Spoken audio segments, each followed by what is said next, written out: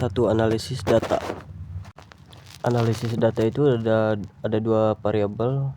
Yang pertama variabel independen X, yaitu jumlah jam belajar siswa. Variabel ini disebut independen karena nilainya tidak dipengaruhi oleh variabel lain dalam model. Ia berfungsi sebagai variabel penyebab atau predikator. Yang kedua variabel dependen Y, yaitu nilai ujian siswa. Variabel ini disebut dependen karena nilainya diperkirakan dipengaruhi oleh perubahan pada variabel X jam belajar.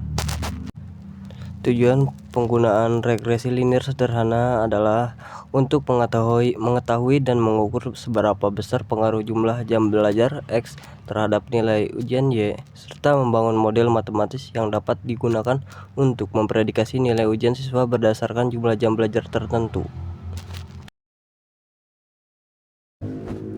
Nomor 2, perhitungan manual. Langkah pertama, tabel perhitungan, yaitu di sini ada nomor X, Y, X kuadrat, X, Y. Nomornya itu dari 1 sampai 15. X-nya dari 1 sampai 15, Y-nya dari 50 sampai 93. Nah, ini itu data mentah. Yang ini X kuadrat 2 dan X, Y, yaitu X dikali X, 1 dikali 1 hasilnya 1 dikali 1 hasilnya 1, 2 kali 1 2 kali 2 hasilnya 4, 3 kali 3 hasilnya 9, 4 kali 4 hasilnya 16, dan seterusnya. Nah, yang ini X dikali Y, 1 dikali 50 hasilnya 50, 2 kali 54 108, nah terus sampai 15, dan hasilnya 1395. A. Nilai rata-rata. Nah, ini rumusnya. X sama dengan 120 dibagi 15 sama dengan 8. 120 dibagi 15 sama dengan 8. Yang Y 1093 dibagi 15, 1093 dibagi 15 hasilnya 72,87. Yang B, koefisien regresi B. Ini rumusnya nih. B sama dengan 15, 9607. Ini dari mana? Dari sini, dari hasil 1607. Nah, ini juga kenapa 120, 1093, 1240, 9607. Nah, ini itu tambah-tambahan ya, dari 1 tambah 2 tambah 3 tambah 4 terus sampai 15, hasilnya 120. Nah, dan yang ini juga sama seperti caranya yang tadi. Lanjut ke yang B ini. Nah, di sini B sama dengan 15. 15 itu nomor yang tadi, data yang tadi 967 itu yang XY. Nah, ini XY kurangi 120 itu X. Y-nya itu 1093 dibagi 15. 15 itu yang N. 1240 itu X kuadrat 2 kurangi 120 nya itu yang X. Nah, yang ini terus kuadrat 2, dan hasil akhirnya 3,08. Lanjut ke C, konstanta. Nah, ini rumusnya.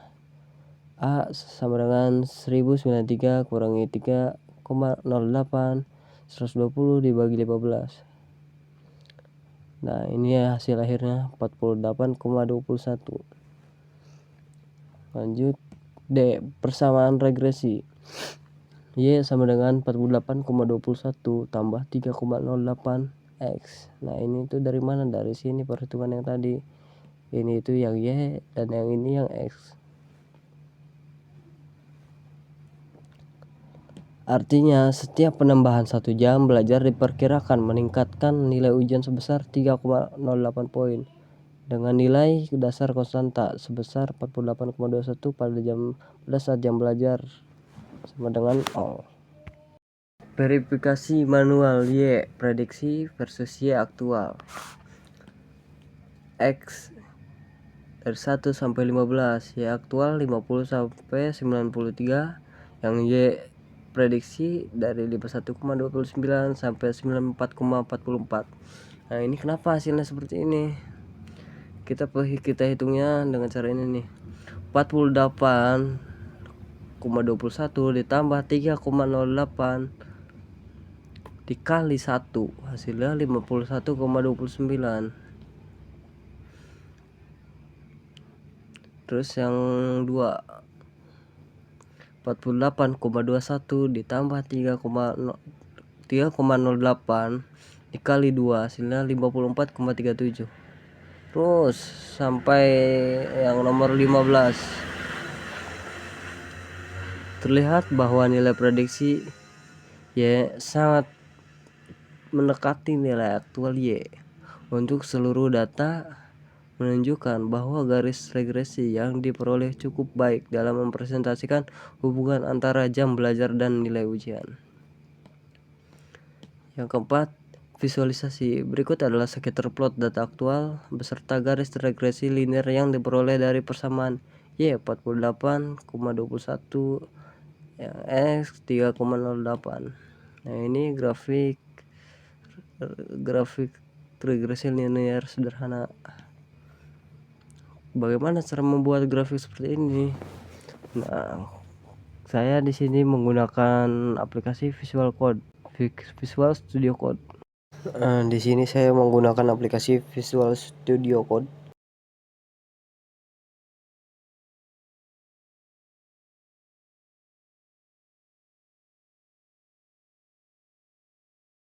Saya sudah ada file atau codingannya. Langsung di run aja, tunggu beberapa saat lagi. Nah, ini dia hasilnya. Grafik regresi linear sederhana jam belajar versus nilai ujian.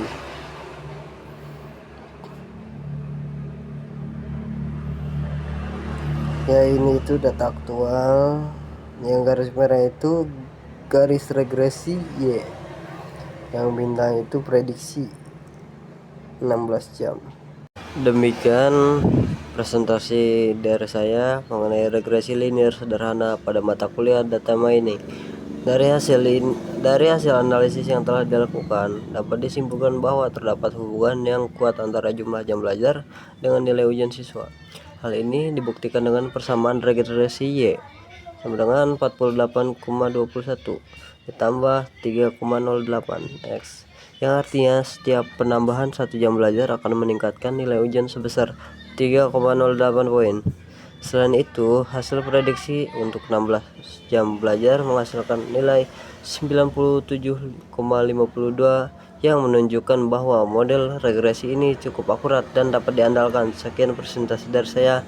Apabila ada kekurangan, saya mohon maaf. Terima kasih atas perhatiannya.